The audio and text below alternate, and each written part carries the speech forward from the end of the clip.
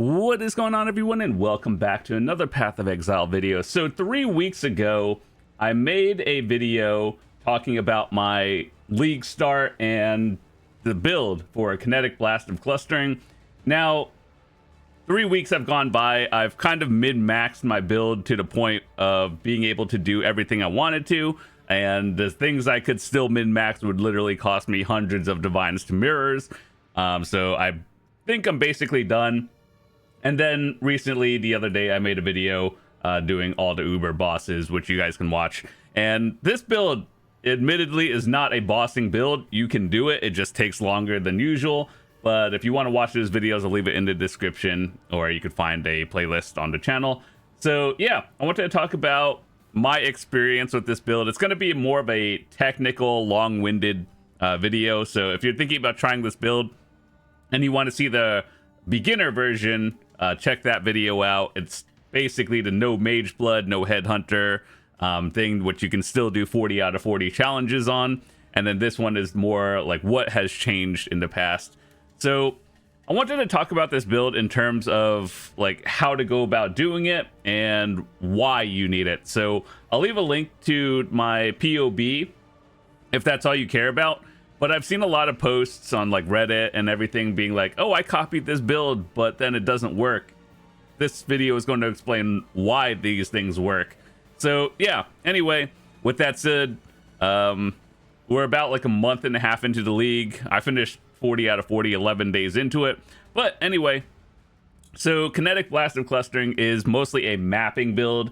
You can do everything, but it's just not as good. So when I first started, I was playing the generic life version of it, and then I'm going to show you briefly like what kind of gear I used with that one. So this one is basically what you're going for is health, resistances, mana, and that's basically it. More damage and crit and everything. So these are my old pieces of gear that you guys can actually see as well. So this is what I was going for. And then, well, not that one, but like everything else. And I'll show you, like, this is the belt I used previously before I got like Headhunter and Mage Blood. So just a lot of energy shield, mana, life, resists, and everything. So when I switched over to Chaos Inoculation, which is this one, it was probably around a time I was doing tier 16 maps and I had decent enough gear. So like I wasn't just getting blasted in maps, and then not having to go for life and chaos resist on gear definitely made things a lot easier. So yeah, then at that point I was mapping, and then I had a headhunter. It doesn't matter if you have the double implicit, it's just nice to have. I was thinking just YOLO, was send it into temple, and this is what we got. But anyway, headhunter will probably be a lot better for mapping. Mage blood is safer in a way. So anyway, let's go over the gear that I had with all this stuff. If you don't have a mage blood, it opens up more flash slots to use, and this is what I used. So basically you need a Rumi's Concoction if you aren't spell and regular attack damage block capped. So this one will basically help you cap that, and it's not too expensive nowadays. It was before, but like mid-league it's pretty cheap. Warrior's End is definitely one of those things where it increases your damage minimally, but you're using that to help you with your resistances as well, and it's a slight damage increased. Cinder Swallow Urn is because if you're playing this build with an Indigon, as you guys know, the damage ramps, but so does your mana cost of everything. So being able to map and recover a percentage of mana when you kill will definitely help sustain that. And then your like Quicksilver Flask, of course, is just, you know, going faster, doing everything. I personally had a Dying Sun, which is kind of expensive, but ultimately it's a little bit more damage output. And if you had the Wine of the Prophet from, you know, just doing the new Pinnacle, the Dread boss, you could use that one, but I don't like that one's just kind of fun to use. It's not really practical good. But yeah, If you have mana sustain issues, what do?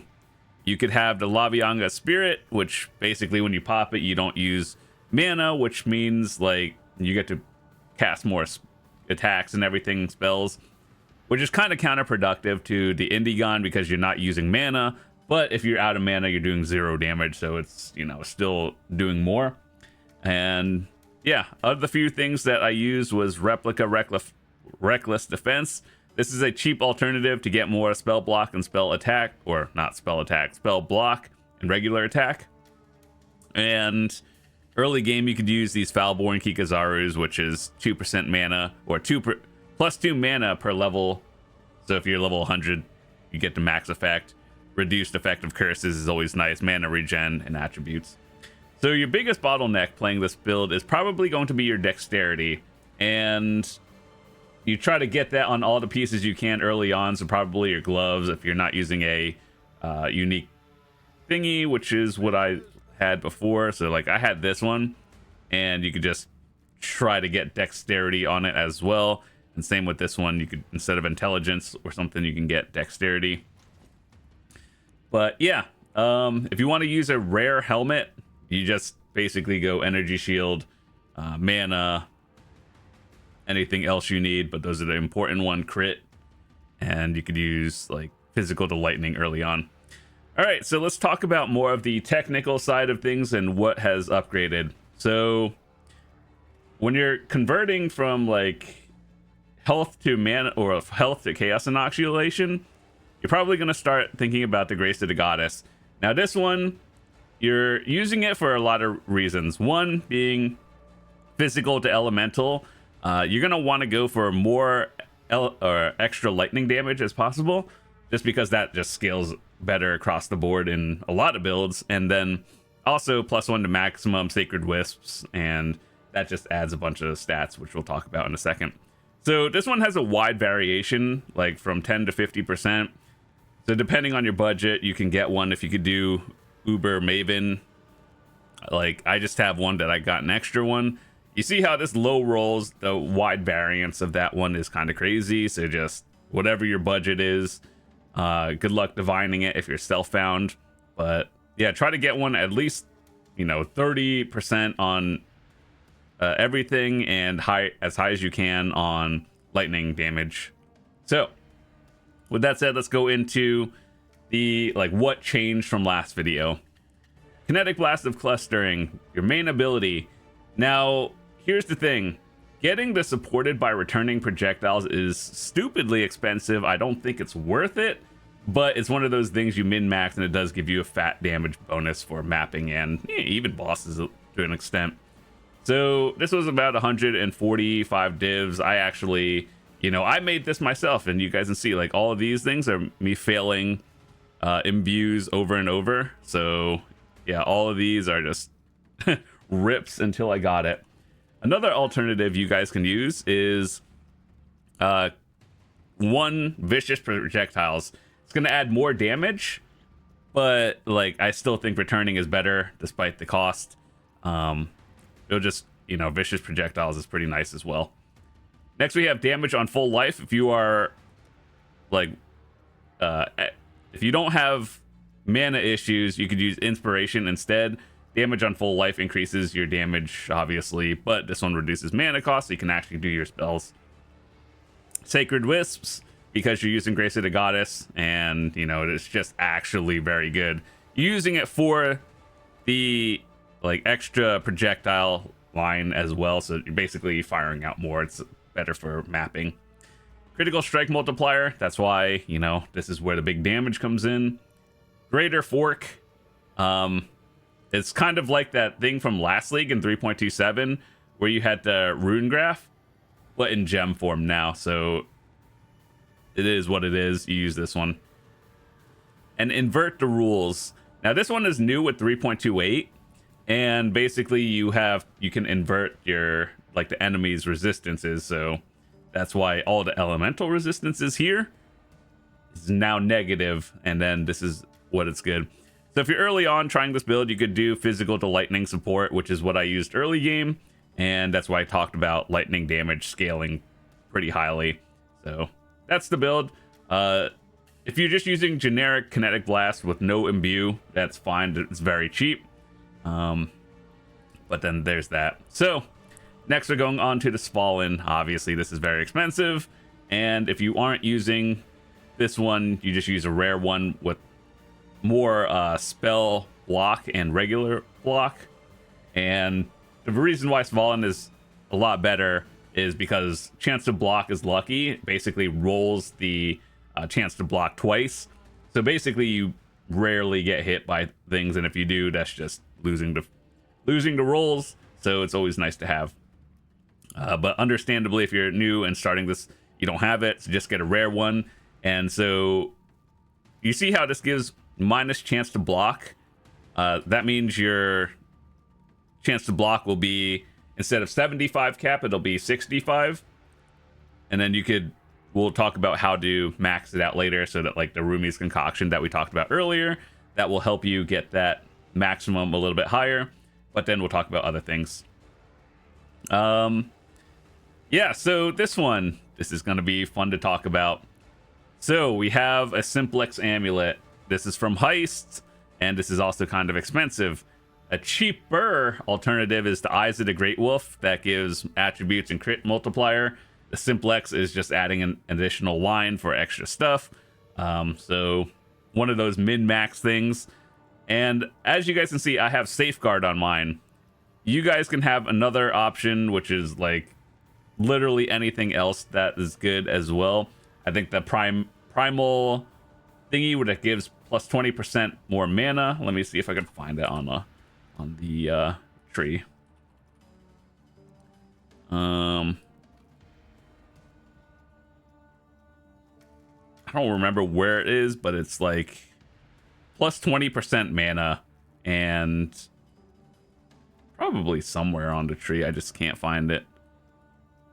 Either way, that one is primal thing is plus 20 strength and intelligence and 20% mana. So this one increases your maximum chance to block.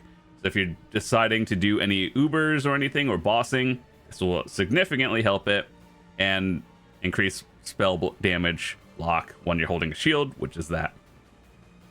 Next we have the Helical Ring. You want to go for strength and intelligence, crit multiplier, any sort of resistance, and reduce the mana cost of skills, just because, you know, with Indigon, things can scale out of control really fast, so you kind of want to tone that down a little bit. I know that sounds counterproductive, but being able to do damage instead of 0 damage with no mana is, you know, still better.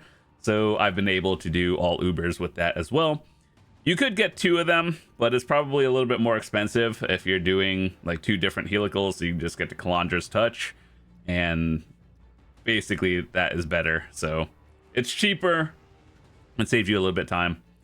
The Warlock Boots. Now this one is kind of expensive just because you have to know how to craft a little bit. And so you're going to be using the Recombinator, which is this thing in over here. If you know how to use it, cool. If you don't, if you've never crafted before, buy it. If you're self-found, watch a guide on how to do it. Basically, you want to get 1 Abyssal Socket and keep fracturing it until you get that 1 Abyssal Socket, and then go from there. Use a few essences to get Energy Shield, and then after that, try to go for Intelligence, Energy Shield, and ideally what you want is the movement speed and chance to avoid being chilled. So you get that one from the bench. So you get this one, you see, and then you try to recombinate that onto it as a non-crafted mod.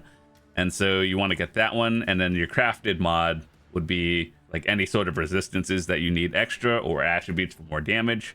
And then this is where it makes up. So you see how this one doesn't have resistances? This is where your Abyssal Socket takes that place and is basically like having an extra line. So like seven prefix, suffix total. And then what you want on here, resistances if you can, mana, energy shield, anything else that might be important to you. So yeah, this one is kind of hard to make if you don't know what you're doing. If you're playing softcore, just buy one. It's not too expensive, but having a decently rolled one is good. And Shaper's Touch. Now this one isn't that hard to get. You want the +1 to socketed gems, but you also have to know what you're doing with this one. You could use a rare thing. This is what I used before that one. So this one, so energy shield, a resist, physical to lightning, and intelligence. And then you could use this one, it's fine, but when you're min-maxing the build with different things, you get more energy shield, more mana based on how things scale.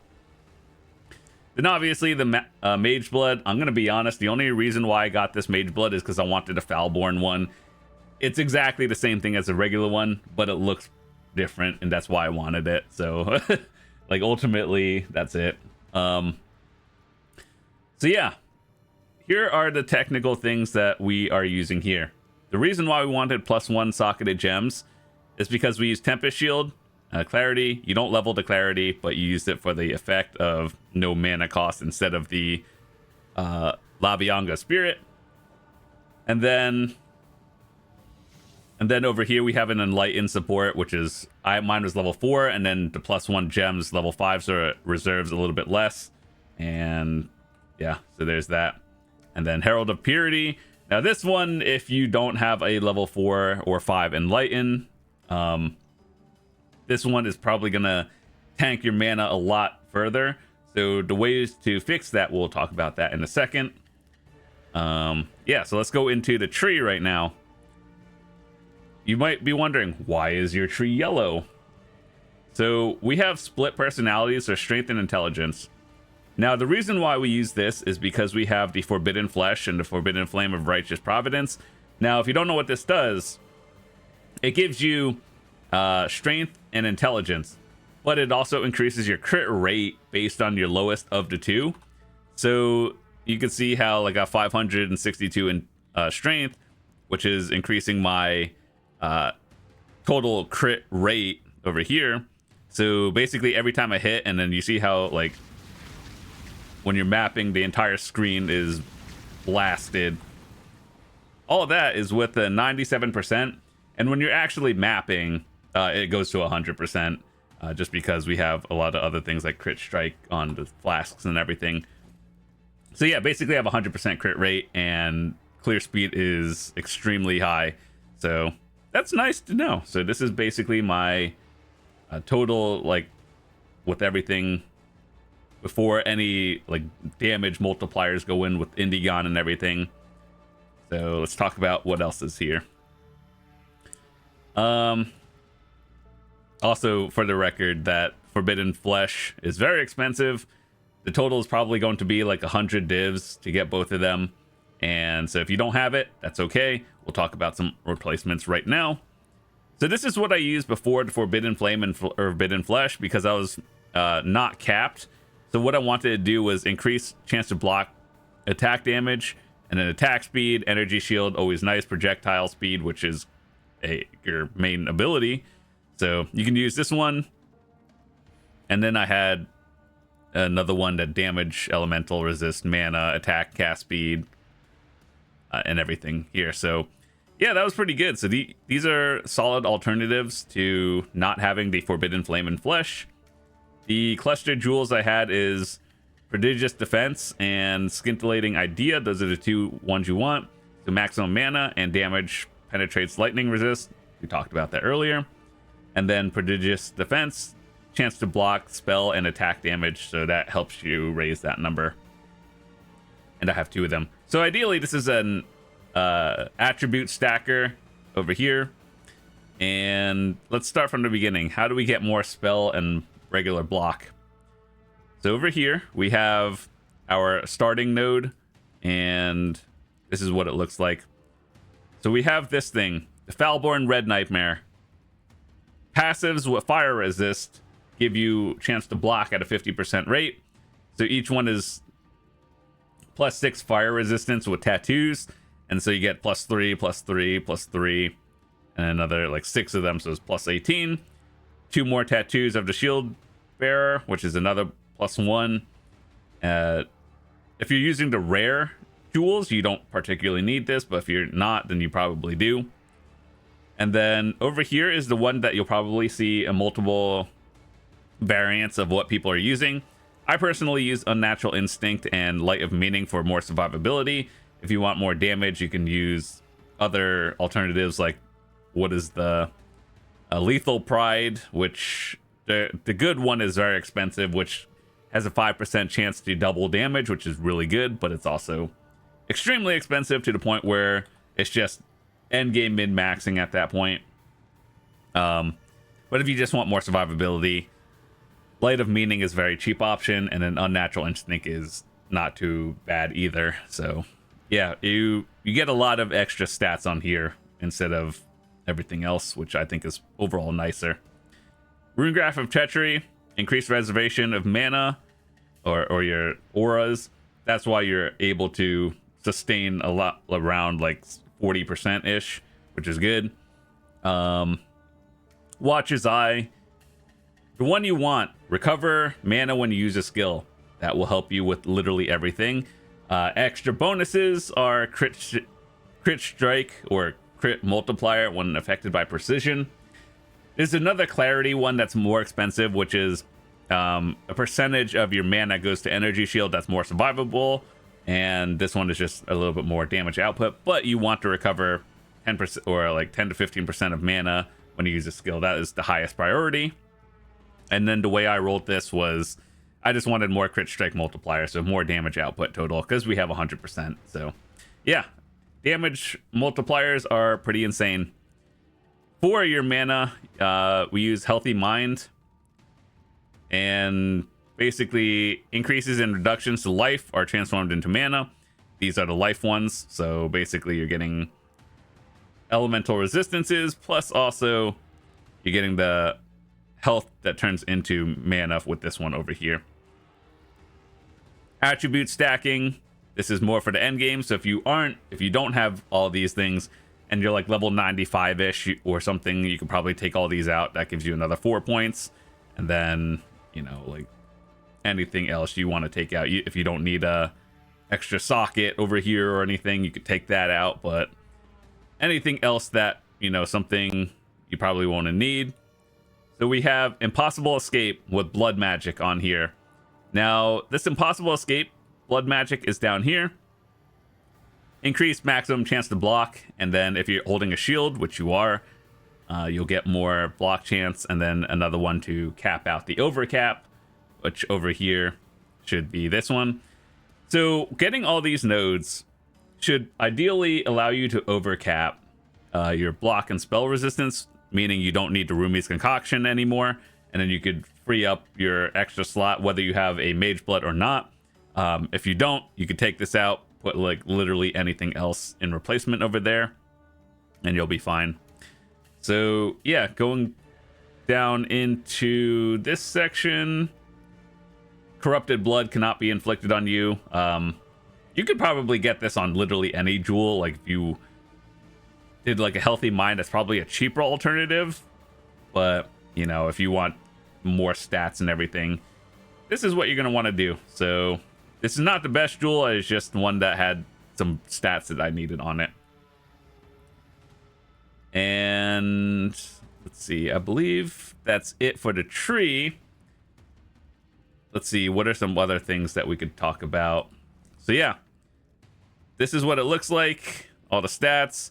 Things you should probably keep in mind are, once you no longer take chaos damage, you could just start pumping points into here, into your other resistances, and then more mana, energy shield. And basically, this is what the ascendancy points I put into go into. What you're going to want to do first when you get it is this one, these two lines, plus 4 endurance, which is giving you survivability early on, and then power charges for damage, more maximum mana and everything as you get the higher ones. And then your fourth line, you probably want to do the what is that, bestiary one, and you get these two because you're doing minion damage, which is also, I believe, minions on Herald of Purity increases that, but that's more late game. Either way, when you get more crit damage or crit strike chance, you get that through all of this as well, the spectral tigers. And so if you want to see how I do all the bossing, check this video out. Let me just show you some maps. Let me pick a map and let's do it real quick just to show you what it looks like. Do I have any? No nightmare maps. Let me see. I did all the bosses, but let me just show you a map and then we'll roll a map together and so you guys can see this one. So what you don't want to get, no reduced armor on your rejects. Let's see, no reflect, no recovery ones, like can't regenerate, can't do leech either. So unique monsters have a random shrine buff, that's fine. Let's see, nothing too crazy. I'll add more damage. If you have a headhunter, your reduced effective curses, you should be basically immune to all of this, so that's fine. The chisel. Do I have any chisels left over? Rarity, that's fine probably. What scarabs do we want to use? I used a lot of different things when I was mapping, so let's just do unstable. Then we could do increased pack size is always nice. More rares when you're juicing if you wanted to. You can have 2 of those as well. And I don't know, Beyond is probably nice. Delirium is also good. Let me see if I have any. I actually don't really have too many delirious stuff, so we'll just use what I have. I would say once you get to 100%, it gets kind of sketch. 80% is kind of sketch, but yeah, so let's use these for now. Atlas tree. I guess it doesn't really matter. What I was doing is going for the 50 mil shipments for all of this and then doing those turn-ins eventually. But for the sake of, you know, let's just do something. What's a map that's fun to run? Well, I was doing this one for a lot of different reasons, but anyway, let's just do this one. So here's how it works. When you're fighting something, you drop down your sigil, right? And then you just hold right click. What do you hope to find here? Devastation is all that awaits.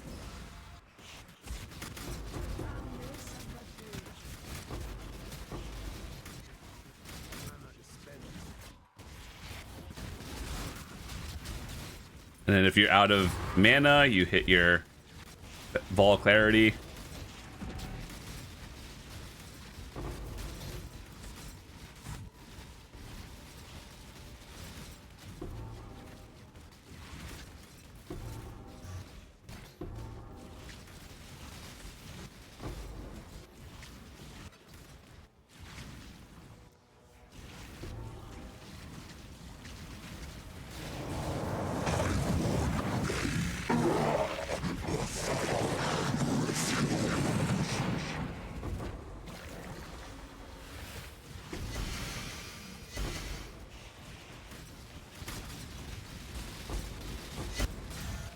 Oh, like Delirium boss down. Another thing over here.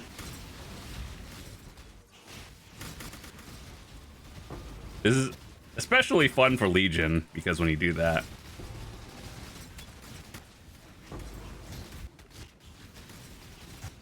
Legion is extra fun when you're with this build, by the way.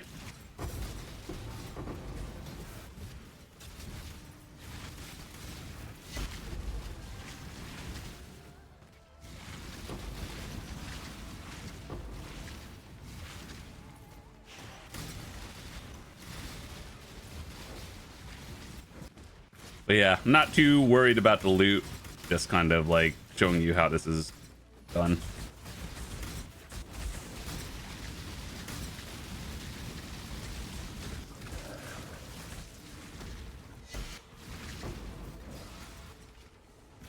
Painted chromatics.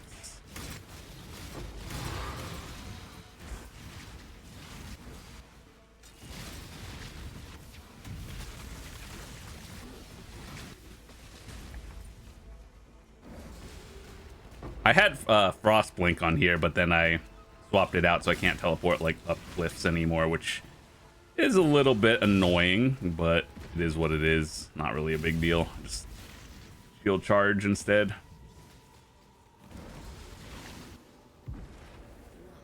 This one is a really nice one for gold if you need it.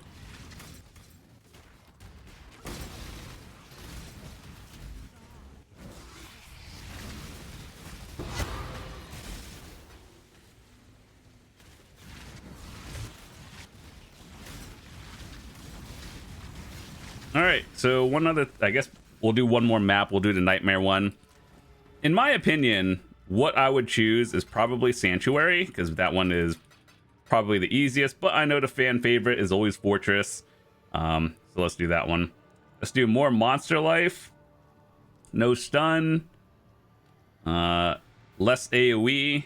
That one's kind of annoying, actually. We have more currency on here. Sure, let's we want more rare monsters. That one over here.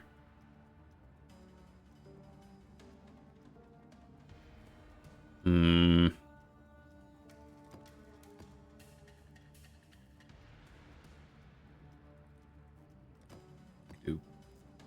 Beyond and do a Delirium.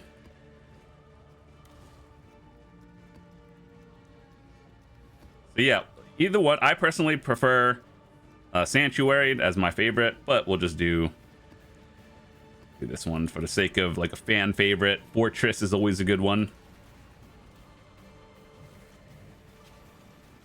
Also, this boss is going to be stupidly tanky, so let me just see.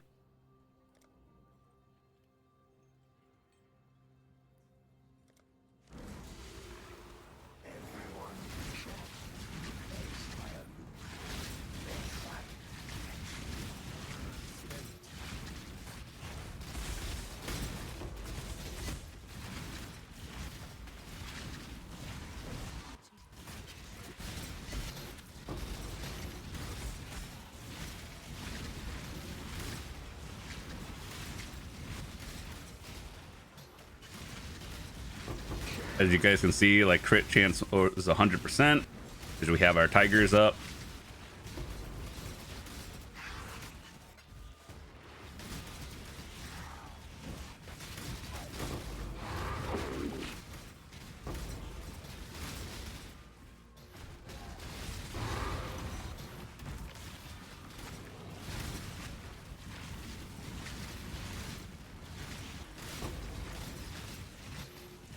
Sanctuary clears faster because there's less tunnels, but it's fine.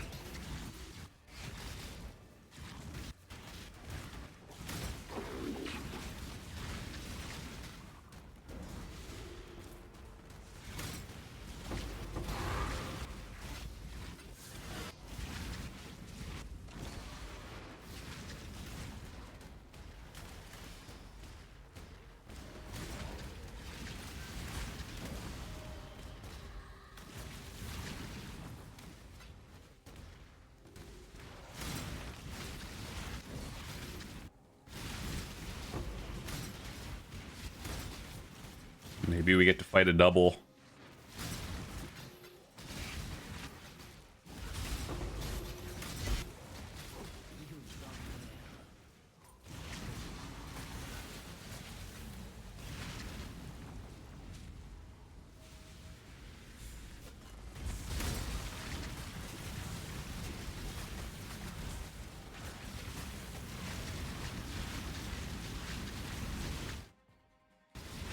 Holy.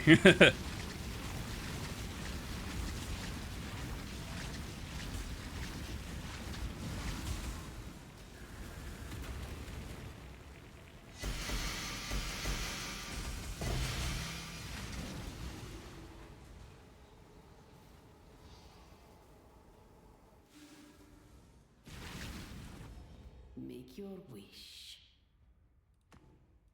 Go with luck. Do that again.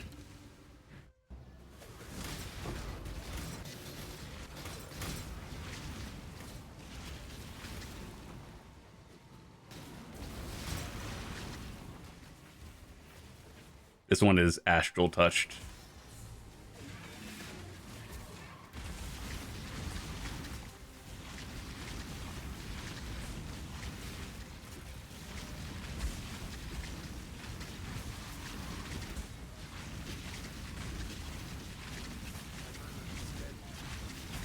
But yeah, usually Fortress is the easiest one, but it's also the tankiest one. So if you're going for speed, literally do anything else. Abomination, probably fine. Sanctuary is fine.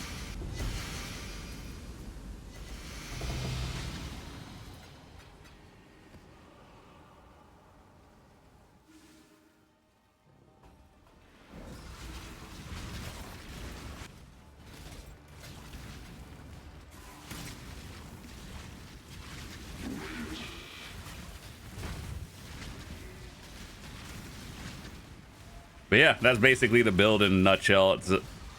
It's not really the best bossing one, as usual, as you may imagine, but you can do it. It just takes longer. More for map clear speed and everything else. So that's what I'd recommend if you're interested in trying this build. If you have any questions, just feel free to join the Discord or drop in the comments, and I'm happy to point you guys in the right direction. And that's about it. So with that said, I am out.